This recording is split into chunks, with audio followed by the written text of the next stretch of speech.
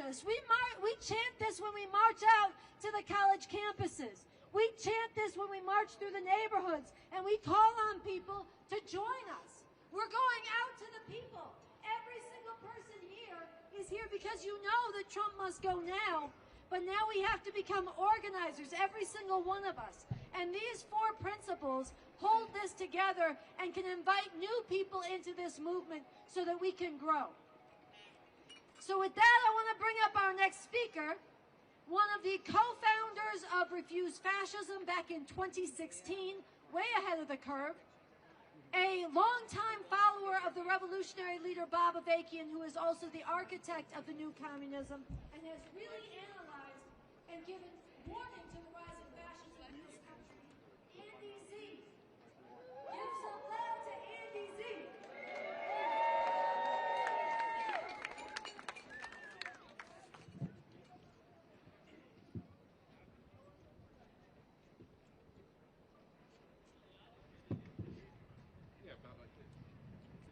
Hey, how you doing?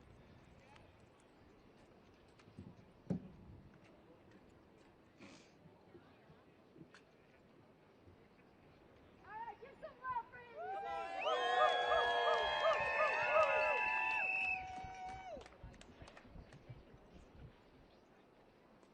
It's a little high here, but all right. So it used to be said in the 1960s, the power of the people is stronger than the man's technology. Well, hopefully this technology will work, and can you hear me in the back? All right. Look, you're here because you've opened your eyes. You've opened your hearts. You've opened your minds to critical thinking. And you've activated your moral compass to get your butts in motion this morning and put your boots or sneakers, as I see it is, on the ground here in the nation's capital to demand Trump must go now. So now that you've opened your eyes, I'm going to ask you to shut your eyes for a moment. That's good. Imagine a sea of people. From here to the White House, to the Capitol, to the Supreme Court, to every institution, creeping beneath the ground, shaking the ground, getting underneath the Potomac River, to those people still in the Pentagon who have some degree of upset about the removal of black and Latino and women and trans from the forces, and are disgusted by the idea of waging war on the soil of America and fighting against the very people who make up this country. We can shake these institutions.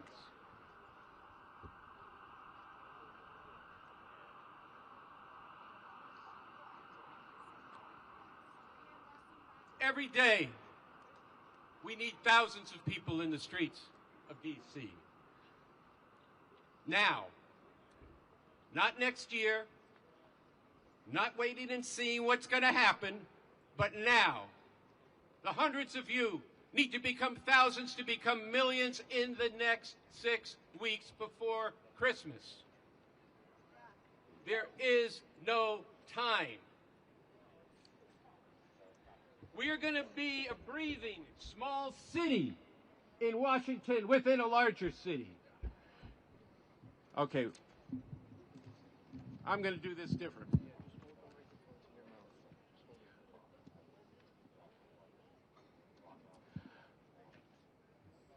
Never mind some morning musings.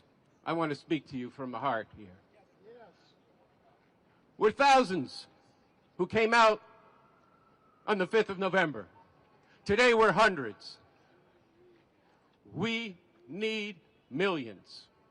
And there are millions of people out there who hate what is happening in this country. But they hope we're not right. They want to wait it out. They want to hope against reality. They don't believe what they're seeing before them. But you do. And you're right, and they're not. That's not a casual phrase. You're right. You opened your eyes, you shook your conscience, you thought about it critically, you came out here today, And we're going to surround this White House in a model of what has to happen by millions of people. Because what are the stakes if we don't do this? Our freedom. And not just our freedom, but the people of the world. Over 100,000 people have died in Africa because of the removal of aid. The climate is way past the tipping point. Or I should say it is heading way past the tipping point. But with the measures of this regime, this poses an existential question for the future of humanity. This matters. You know it. Many of the people out there who came out on No King's Day know it, but they're not acting on it. That's on you, that's on us to bring this message of Trump must go now and to make the case why it has to happen and why it has to happen now and that there's only one power to do this.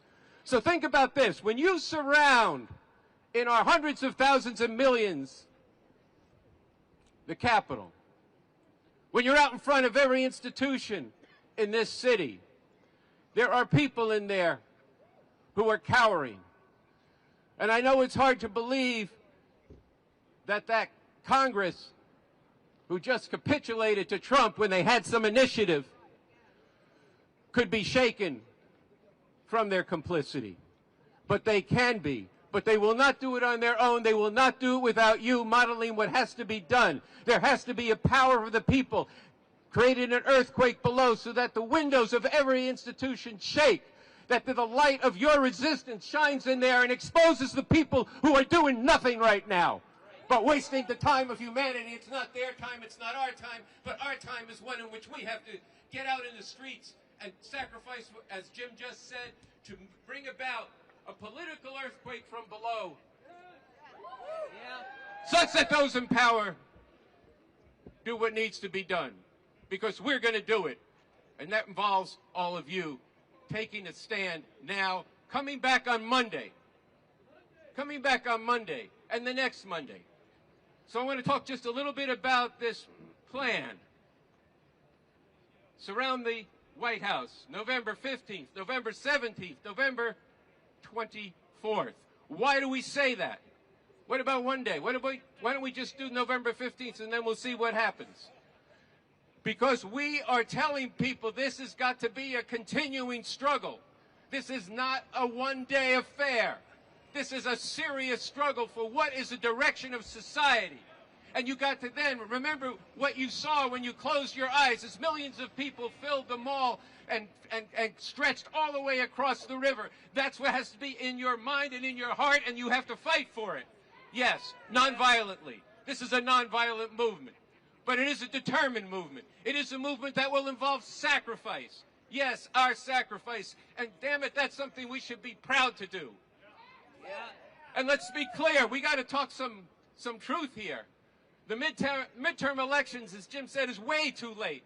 What are you fucking talking about? We're going to have a new Congress in January of 2017? 2027. Maybe I have some nostalgia.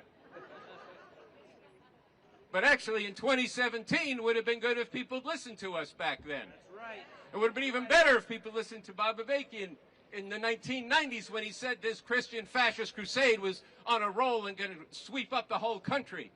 People thought we were lunatics for saying that. Well, now, who are the lunatics? Those who didn't believe the actual reality that was unfolding right beneath our very eyes. So we've got 3 dates. 3 dates that have to grip the imagination and get larger and larger. And the imagination they need is people leaving their jobs for a day, for a week, coming after work, taking shifts. The DMV area should be like a giant accordion with hundreds and thousands and millions coming in for a couple days and then going home and coming back. People coming from around the country to D.C. This is what you have to tell your relatives, your friends. We have to organize this. We said last week that every one of you is now a leader. And you're not just leading your friends and your neighbors. You're leading the remaining people of conscience in these institutions here. And you are telling them not to comply with the norms of society, but to do what needs to be done to remove the regime. You are telling people who resist ICE, keep it up, but get in the streets of D.C. at the same time. You are telling people who are feeding the hungry, housing the homeless, keep it up, but get to D.C. because you are not going to Trump-proof one city. You are not going to Trump-proof one state. The political power of a fascist regime is living across the street that needs to be evicted. It's occupying the halls of Congress.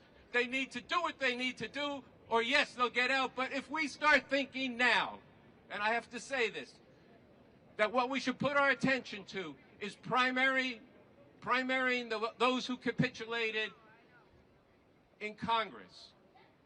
That is a strategy, to be clear, of waiting till the next election. An election that, if it even happens, will be rigged. It is already being rigged. And if by some stretch of the imagination there were a majority of Democrats elected, why would anybody believe, in possession of their faculties, that somebody who led an insurrection to overturn the last election, pardoned every last one of them, pardoned everybody who came up with bogus schemes to overturn the election, would honor anything in 2017, and besides which, the Supreme Court that's in his pocket will have outlawed dissent before then. So you're appointed to lead this. And I'm pausing because I want you to think about it. There's a handful of us in Refuse Fascism who've been leading this since 2016. There's hundreds more around the country now, thousands probably, who are following this.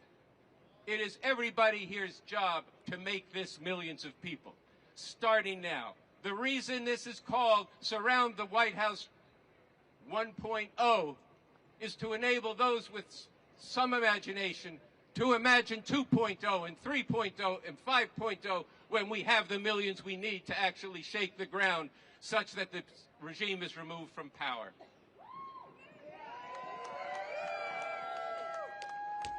So we start on Monday. We start, as Sansara said before, at 3 p.m.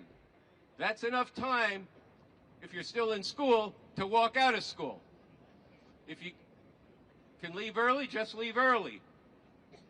If school ends early for you, get down here and organize, go to the next school over, and tell them, get out of class and come down to the White House. We got business to take care of. We got the future to take care of. So that's what we're doing here. This Monday, the following Monday. Get connected up. Sansara and others will give you the plans.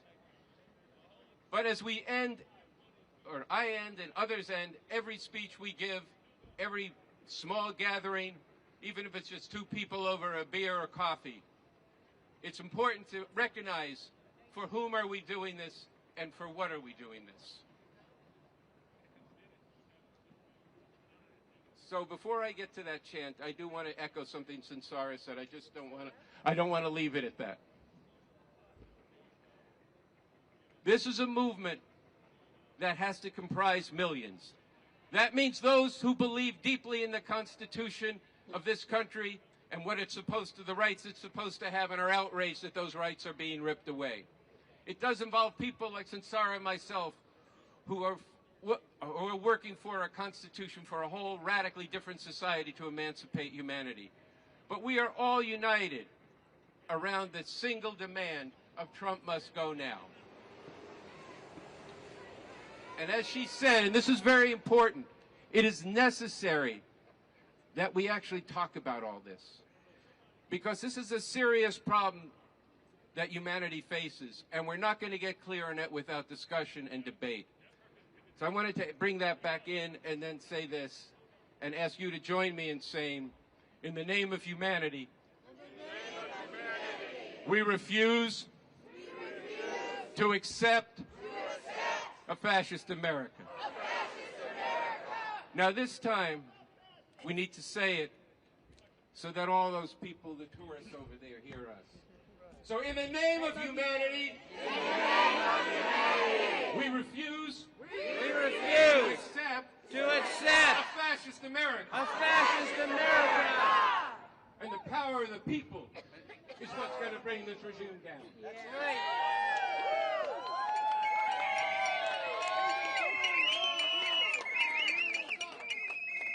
All right, let's hear it for Andy Z. Now, I want to say that we are told that change happens when people in offices of power get around to it.